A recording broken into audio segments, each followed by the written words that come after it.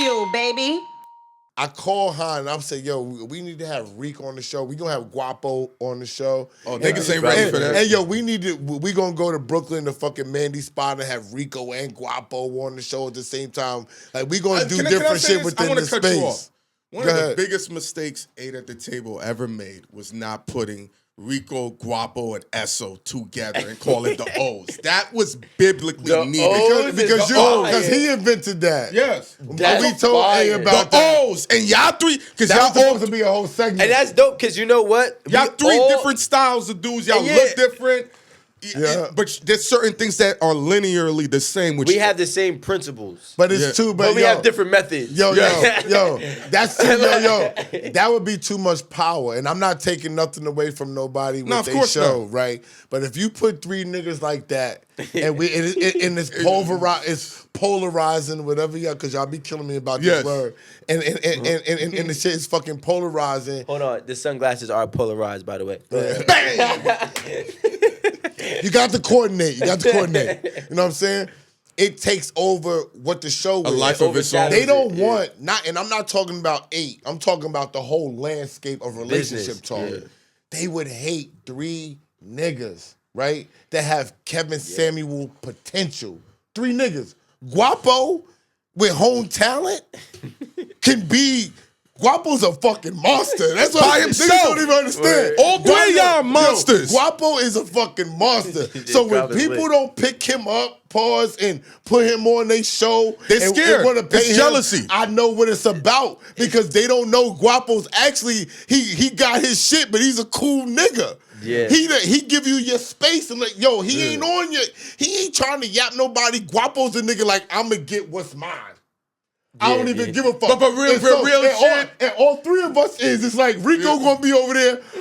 Rico gonna do his thing. I'm gonna be over there. I'm gonna get what's mine. We gonna do everything. That comes to everything. Money, clothes, whatever is in this world. Niggas ain't worried about what this nigga's getting. Yeah. You're not gonna find three niggas that could be crazy that could do that. You're not gonna put that on the show. Well, you think this is what I've been saying, especially about the relationship space, right?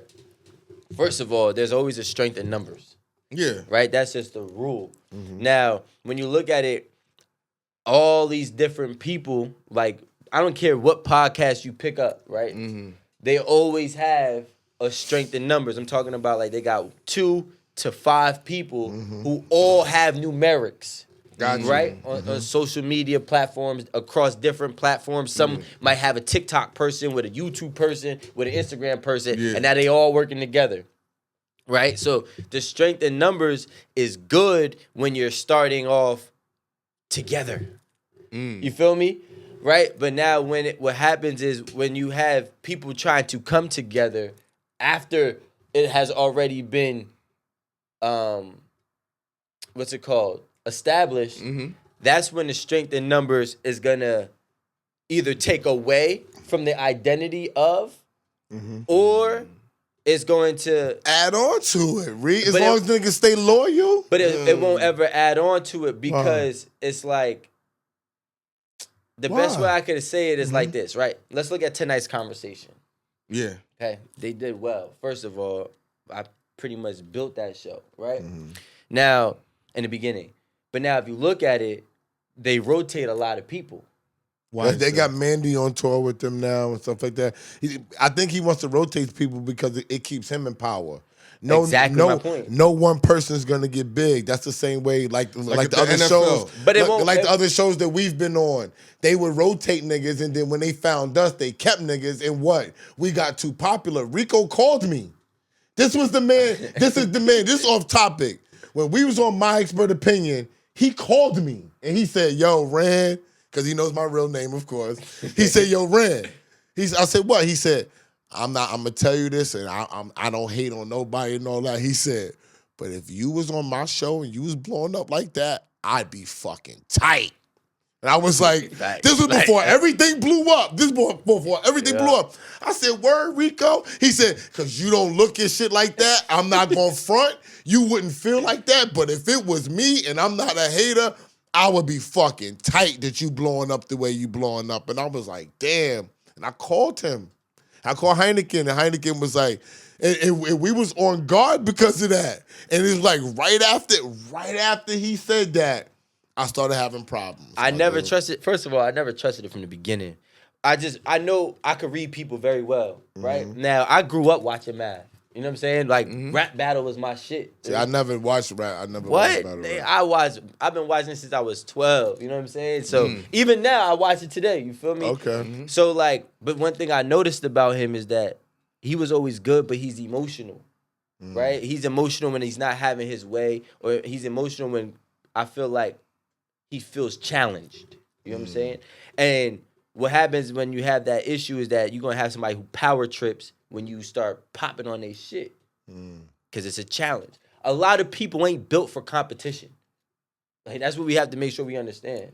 A lot of people not built for competition. So when you starting to outshine, or not even outshine, because a lot of times somebody not even outshining somebody, but they look at it as a threat because you could potentially outshine them. Don't ever call it home. You know what I'm saying? So that's why I was already iffy. Because I'm like, all right, I seen this. I know this about this person from the outside looking in. I don't know him. I never met him. But based on what I've seen, this is what I've gathered.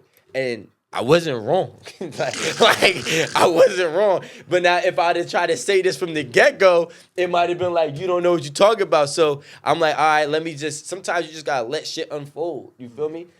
Let's go back to the rotating shit, right? Tonight's There's strength in numbers, so they find people and they put them in position, right? But the problem is when somebody starts gaining power on your show, they start being able to make the rules. And now you have a power trip again. You feel me? Very few people can have a LeBron James on their team. Because LeBron James is going to tell you what players he wants to play with. And you got to go make it happen. A lot of people that are been in position are not going to take that from the talent. You feel what I'm saying? So that's what happens in business in general. You know what I mean? Can we expound on that in a relationship standpoint? Because now we're watching men and women compete. So now if the man is taking off and the woman is a competitive individual, you see a certain level of resentment towards that man's ascension. Yeah. And that's a dangerous thing now, because before the woman would be like, this man loves me. I'm going to benefit from his success. Whereas now if a man sees a woman popping off, I don't ever see a man saying, if my wife is good, I know I'm good. It's maybe 3%. He going to be like, if I don't figure out how to match her level, she's going to spin on me. Well, that's because he's lame. Nah, I understand, but you get what I'm saying. But my bitch could be a millionaire. She ain't spinning on me. I mean, you're an exception. You're not the norm. I always say that. Y'all niggas look at the world and say, no, every nigga should have this. I'm like, no, nigga. Every nigga could have You think the homeless nigga can do what you do? He don't have to be homeless. No, you're real shit. He got homeless for a reason. The homeless nigga right there over the bridge in Jersey. You think he could do what y'all niggas do? Wait, talking about why in Jersey? In Jersey, he could do it. He can do it if he's from Jersey. Like, anything is possible in Jersey. All right, come on, nigga. Jersey ass nigga. This is a Jersey ass In Jersey, nigga, he could boy. do it. You know, You're right. I'm surprised we got this nigga to come to New York. Yo, I was complaining the whole way. Like, I'm like, yo, this I shit. know you.